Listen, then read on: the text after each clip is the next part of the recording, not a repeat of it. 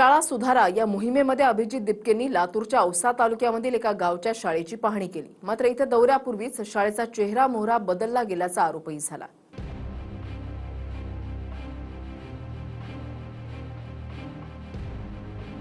Cockroach जनता पार्टीच्या अभिजित दिपकेंनी सरकारी शाळांची पाहणी सुरू केल्यानंतर अनेक धक्कादायक गोष्टी समोर येऊ लागल्यात।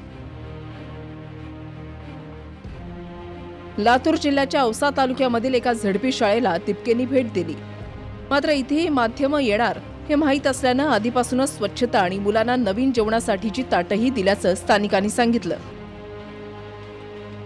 इतकंच नाही तर जिल्हा परिषदेच्या शाळेत पाहणीवेळी पीपल्स प्रायमरी स्कूलचे विद्यार्थी आणून बसवल्याचंही लोक म्हणाले। ये देखिए, ये कल शाम को जेसीबी आई थी। हमें पता है ये लोग क्या करते हैं।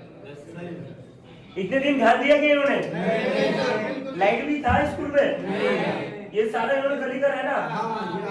ये जो प्लेट्स देख रहा हूँ ये भी आज ही आएंगे ना। बच्चे भी दूसरा स्कूल क्या है, ये स्कूल क्या है? कौन सा स्कूल क्यों आप?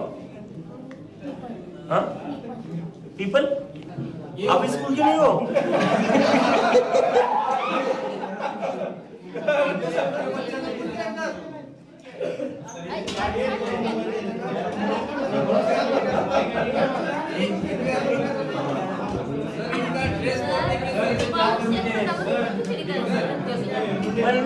लेकर्स या शाळेची नाहीये।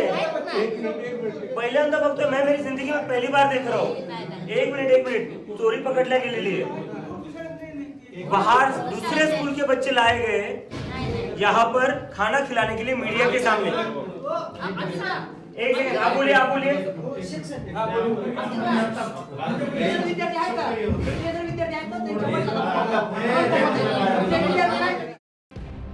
जर राज्यात असंच चित्र असेल तर शिक्षण मंत्री दादा भुसेंचाही राजीनामा घ्यावा लागेल असं दिपके म्हणाले। यांनी शिक्षण मंत्री पदावर राहिला पाहिजे की नाही दादा भुसेंनी? शाळेची अवस्था बघून तर मला नाही वाटत आहे, अजिबात नाही। राजीनामा दिला पाहिजे, दिलाच पाहिजे, कारण शाळांची अवस्था बघून तर मला नाही वाटत आहे की शिक्षण मंत्री कोणी असलं पाहिजे। आणि जर त्यांना शिक्षण मंत्री बनायचं असेल, बनून राहायचं असेल, स्वतःच्या मुलांना उद्यापासून सरकारी शाळेत पाठवा। त्या अवस्थेत तुमच्या स्वतःच्या मुलांना शिकू द्या। त्यांनाच नाही, जितकेही आमदार आहेत कोणत्याही पक्षाचे असू द्या, स्वतःच्या मुलांना तुम्ही सरकारी शाळेत पाठवा, शिकायला पाठवा। तेव्हा तुम्हाला कळेल का गरजेचं आहे सरकारी शाळा नीट करणं। जंतर मंतर सारखं आंदोलन यांच्या राजीनाम्यासाठी पण करावं लागेल का? गावागावात होईल, गावागावात जंतर मंतर बनेल जर यांनी सरकारी शाळा नीट नाही केल्या तर। एकीकडे महाराष्ट्राच्या विकासानं उत्तुंग झेप घेतल्याचे दावे आहेत। कुणीही मागणी केलेली नसताना उच्च शिक्षित तरुणींना दरमहा 2000 देण्याचा विचार केला जातोय। मात्र दुसरीकडे चिमुकल्यांच्या शिक्षणाचा पाया असलेल्या प्राथमिक शाळाच भयावह स्थितीत आहेत। तर इथं मुलांना बसायला बेंचेस नाहीये, प्यायला पाणी नाहीये। जबाबदारी नेमकी कोणाची आहे? सरकारची, अर्थातच सरकारची। अजून कोणाची? सरकारचीच।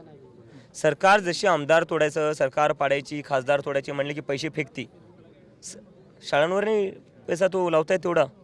PM केअर फंडमध्ये कालचीच बातमी, एक रिपोर्ट आलेली आहे, 8,500 कोटी रुपये तसेच पडलेले, त्याच्यातले पैसेच वापरण्यात येत नाहीये। त्याच्यावर FD केलेली, इंटरेस्ट खाताय त्याच्यावर। अरे इंटरेस्ट खाण्यापेक्षा इथं शाळेत लावा। Bureau report, TV9 Marathi.